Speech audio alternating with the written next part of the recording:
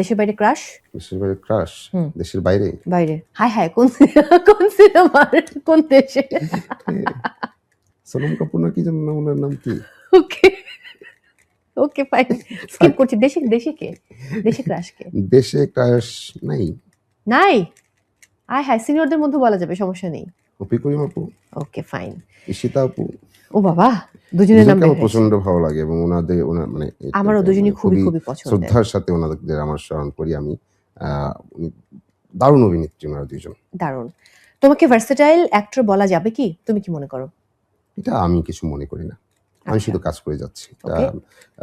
আপনারা মনে করেন তাই ভালো। এখন পর্যন্ত তুমি কি তোমার সেরা কাজটি করতে পেরেছো?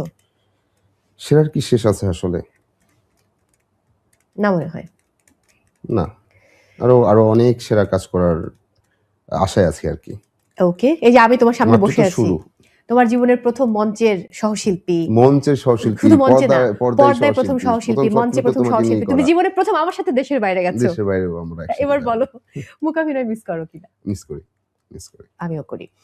এক কথায় তাদের নিয়ে কি বলবে? মানে ফারিন, তাকে নিয়ে একটা শব্দ বলো। কনফিডেন্ট। কেয়া পায়েল, মিষ্টি মানুষ। এরপর শার্লিন ফারজানা। খুবই ভালো মানুষ। এ সময় কাকে সহশিল্পী হিসেবে পেলে তোমরা একসাথে কাজ করতে চাও? জোভান, তৌসিফ নাকি ইয়াশ রোহান? তো তিনজনের সাথে কাজ করতে চাই। ফাইন। অভিনেতা হিসেবে নিজেকে 10-এ কত দেবে? 0। আমি দিব কেন ওইটা? আমি দিলে 0 দিব। অবসর সময় বাসার কি করে?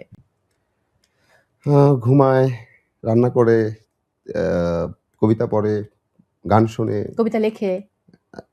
লেখা হয় কম।